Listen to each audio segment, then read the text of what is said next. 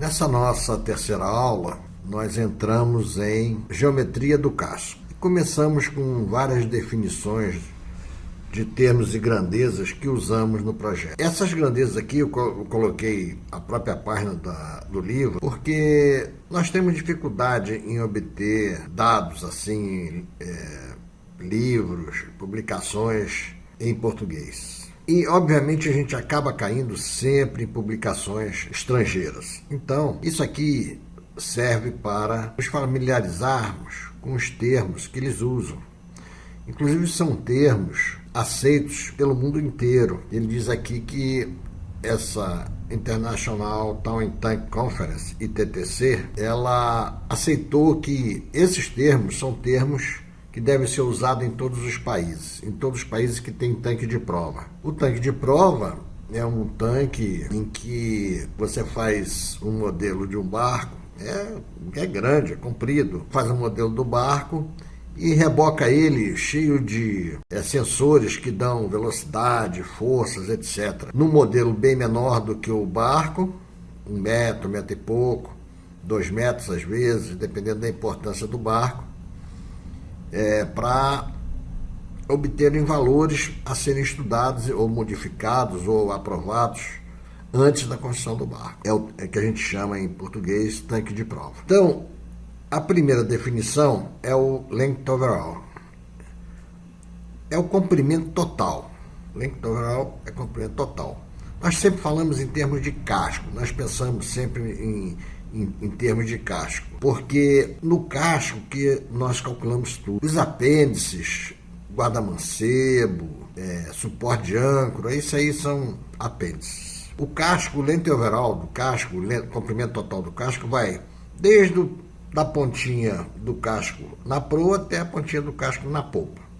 Não entra escada, não entra nada, a não ser que a escada esteja incluída no casco, como tem acontecido em vários projetos, que eu acho que é uma tendência boa, eu considero que seja boa. Nesses cascos que tem leme externos, nem o leme, não entra o leme, é só o casco mesmo. Por exemplo, vou dar um exemplo aqui, se nós fôssemos ver o comprimento total de um Hobcat, a gente faria só o casco, da pontinha do casco até o final do casco não entra o leme que é externo, nem as ferragens, nem nada. Então, o comprimento overall, o length overall, é o comprimento total do barco. O comprimento da linha d'água, LW, é o comprimento da linha d'água de projeto, é onde o barco vai ficar flutuando. E aqui eu preciso conversar com vocês sobre o problema de como falar essas coisas. Muitas vezes eu falo linha d'água tal, linha d'água tal, linha d'água tal. Mas normalmente quando a gente fala linha d'água, é a linha d'água de projeto, é onde o barco fica flutuando. As outras tem qualquer plano paralelo ao nível do mar, onde o barco flutua, para cima do casco, para baixo do casco, se chama planos de linha d'água. Esses planos interceptam o casco, né, e formam as linhas do casco. Essas linhas são linhas d'água. Mas normalmente quando a gente fala linha d'água sem falar nada, a gente está se referindo à linha d'água de projeto, é o DWL. Ou aqui em português a gente coloca também LAP, linha d'água de projeto. Então, ela é o comprimento desde o início do corte na proa até o final do corte na polpa. Aquela linhazinha que a gente vê no plano de linha d'água, lá no free sheet. E o comprimento da linha d'água, quando a gente não fala nada, é o comprimento da linha d'água de projeto. É o Design Waterline, DWL ou LAP, linha d'água de projeto. Próximo comprimento é o comprimento entre perpendiculares. O que a gente chama de perpendiculares? A gente tem duas maneiras de definir o que são perpendiculares, dois modos. O primeiro seria o início da linha d'água de projeto e o fim da linha d'água de projeto. E aí o comprimento de perpendiculares seria igual ao comprimento da linha d'água, né, o length of waterline, DWL, quando a gente não se refere a outras linhas d'água. Existe uma outra situação que normalmente acontece em navios grandes, navios, etc., em barcos grandes, até como em navios. Ela começa no início da linha d'água de projeto, lá na proa, e vai até o eixo do leme. Então, a segunda perpendicular é o eixo do leme. Em embarcações como veleiros, a gente usa o comprimento total da linha d'água de projeto, tá certo? Ela se identifica como é o mesmo valor da linha d'água de projeto, o comprimento da linha d'água de projeto. Esse rated length é para ser usado em dimensionamento de barcos de regata, para execução do cálculo do rating, e que não é o nosso objetivo aqui. Esse rated length ele é determinado pelas regras de rating. Então, se nós fôssemos estudar a regra de rating, a gente tem lá a definição do que é o rated length. Vamos para frente. Beam, ou boca, é a máxima largura do casco puro.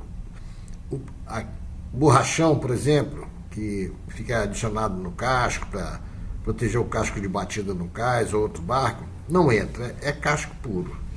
É a largura máxima da boca da embarcação. Beam of Waterline é outro. É a máxima boca na linha d'água que você está investigando. Se for a DWL, seria a boca máxima da linha d'água de projeto. Draft é o calado, que é o calado máximo para cada linha d'água que se tem. Você desenhou, esse é o calado de cada linha d'água.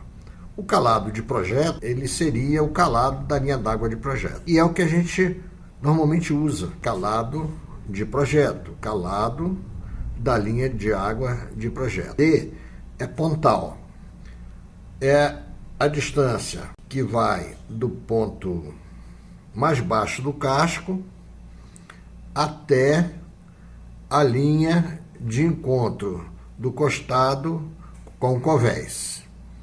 Aí em cima tem uma figurinha que ajuda a esclarecer isso aí. Displacement, que é o deslocamento. E ele diz o seguinte: pode ser tanto quanto massa, tanto quanto volume. É aquilo que eu estava comentando com vocês. Deslocamento porque é o volume abaixo da linha d'água. E ele desloca uma água igual ao volume do casco abaixo da linha d'água, é claro. E o peso desse volume de água deslocado é exatamente igual ao peso do casco. Quem descobriu isso foi Arquimedes. No caso de usar medidas métricas, o valor do deslocamento de volume e o de deslocamento de peso é a mesma coisa, é o mesmo valor. 20 toneladas, 20 metros cúbicos, tá certo? 10 toneladas, 10 metros cúbicos. A seção mestra, Midship Section, o último item dessa página, é a seção que fica na metade das perpendiculares, da distância entre as perpendiculares, na metade da distância das perpendiculares. Ou seja, no meio do comprimento da linha d'água, porque as nossas perpendiculares, nesse caso nosso de barcos, né, veleiros, a seção mestra fica exatamente no meio do comprimento da linha d'água, que é igual ao comprimento entre perpendicular. Muito bem. Ele mostra aí área da seção mestra como AM, A índice M, né? E o índice C indica que é do canoe body. O que é o canoe body? É o casco, simplesmente casco. Todas essas nossas grandezas que a gente está estudando, a quilha não entra. Então o calado, esse calado nosso, não entra a quilha, né? Nós estudamos a parte de hidrostática, o casco somente, a quilha não entra. A quilha não entra. Então, a área da seção mestra é a área, se você dividir em 10 partes a linha d'água, o que vai acontecer? A linha d'água de projeto, ela vai ficar, vamos supor, na baliza 5. Tem um detalhe interessante, é que o autor desse livro, ele estabelece as perpendiculares no final da linha d'água de projeto. Porém, o Freeship, ele estabelece a baliza 0 na parte mais extrema do comprimento total, a perpendicular de ré. E a perpendicular de avante, o Freeship coloca na extremidade avante, mais na proa da embarcação, coloca a perpendicular de avante. Existe uma pequena diferença aí, mas a diferença de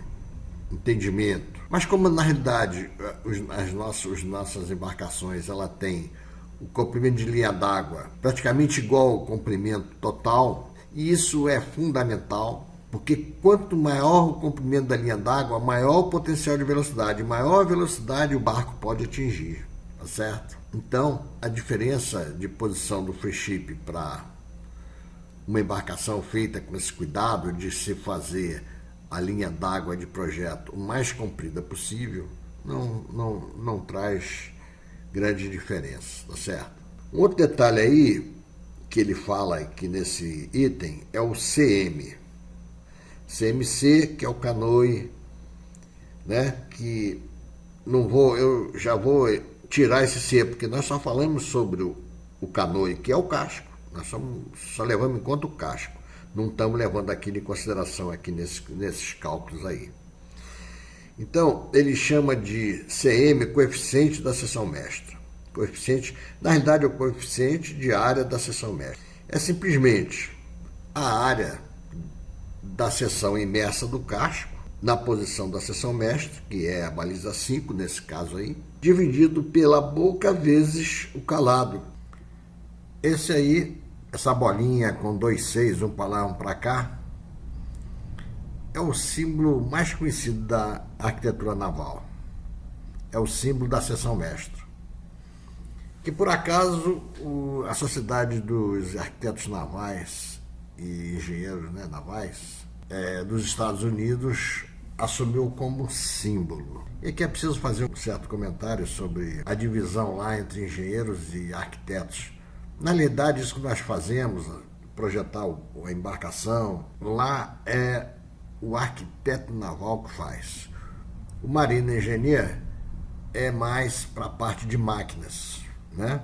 Aqui no Brasil é engenheiro naval só, porque você, ou engenheiro naval, ou sai especializado em estrutura e arquitetura naval, ou então na parte de máquinas, né? Ou máquinas ou arquitetura e estrutura. São duas diferenciações que nós temos engenheiros navais aqui no Brasil. Mas lá eles fazem também, né? Porém eles dão esse nome diferenciado. Aqui é engenheiro naval. O engenheiro naval pode ser especializado em estrutura e arquitetura naval, é o meu caso, ou então engenheiro ligado à parte de máquinas, tá certo? Mas todos os dois são engenheiros navais aqui no Brasil. Bom, vamos voltar lá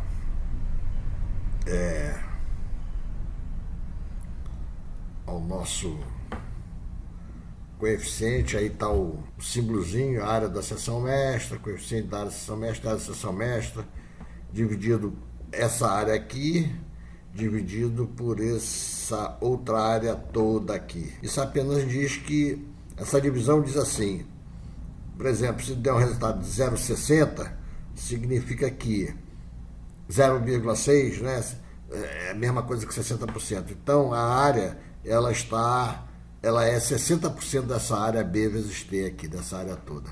É isso que quer dizer o coeficiente de área imersa da seção mestra, tá certo? Estamos falando sempre imerso. Às vezes eu não falo porque nós estamos vendo a parte de geometria do casco para efeito de projeto, então é sempre a parte imersa. O próximo item é seção de área máxima. A seção mestra, a área da seção mestra imersa pode não ser a área de área máxima. Nós podemos ter uma área máxima, normalmente, e nós temos assim, a área máxima de uma seção que está abaixo, né, da linha d'água, ela é geralmente atrás da seção mestra, um pouquinho mais para trás. Então, é só uma observação e ela é indexada, né? A gente coloca AM, né? A índice M. O item seguinte, esse é extremamente importante. É o coeficiente prismático. É esse aqui de cima. O coeficiente prismático, ele tem uma importância muito grande para nós, que projetamos veleiros. Ele ele tem uma influência boa na resistência ao avanço. Na realidade, o coeficiente prismático ele mostra a distribuição do volume ao longo do casco. E quanto maior o coeficiente prismático ele mostra que o casco tem uma distribuição suave ao longo do comprimento. E um coeficiente prismático menor, ele mostra que o volume do barco é concentrado mais ou menos no meio do barco. O maior mostra que o volume é mais espaçado. E o coeficiente prismático alto, ele é bom para alta velocidade, o coeficiente prismático menor, né, com um acúmulo de área na seção mestra, né, de volume imerso em volta da seção mestra, é mais propício para baixas velocidades. Mas na realidade existe, esse é o aspecto do coeficiente prismático voltado para a resistência ao avanço.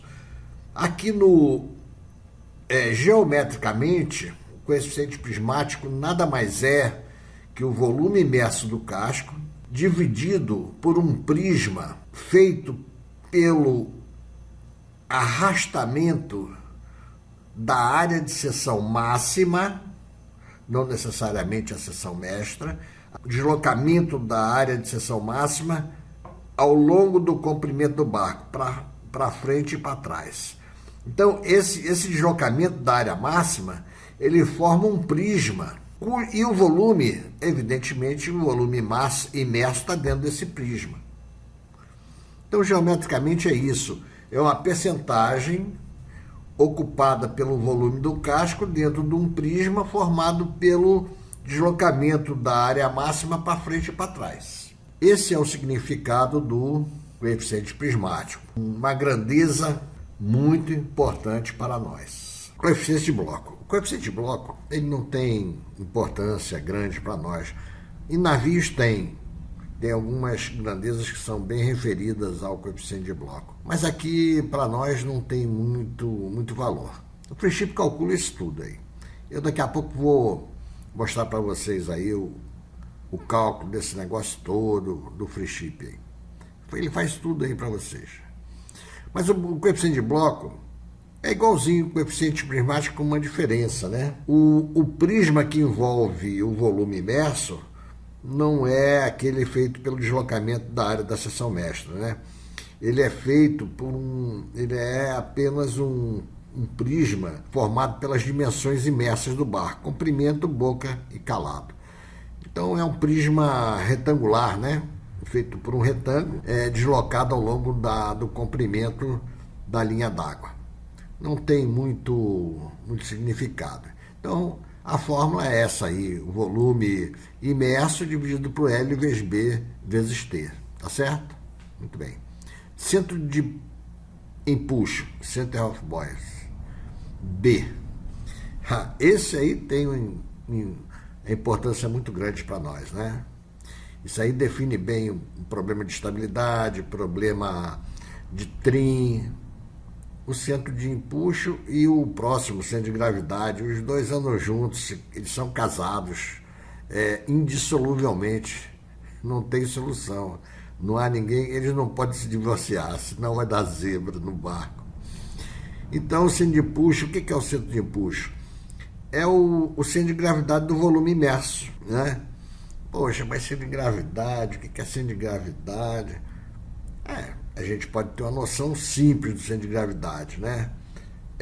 O que está de um lado é igual ao que está do outro. O que está acima é igual ao que está embaixo. O centro de gravidade ele divide as coisas assim, o centro de empuxo, que é um centro de gravidade de volume, e o centro de gravidade, Center of Gravity, o G, é um centro de massa, né? Então, o centro de empuxo, B, ele é o centro de gravidade do volume imerso, né? Se você passar um plano por B, horizontal, vertical, transversal, o que tem para cima e para baixo, o que tem para um lado e para o outro é igual, a mesma coisa.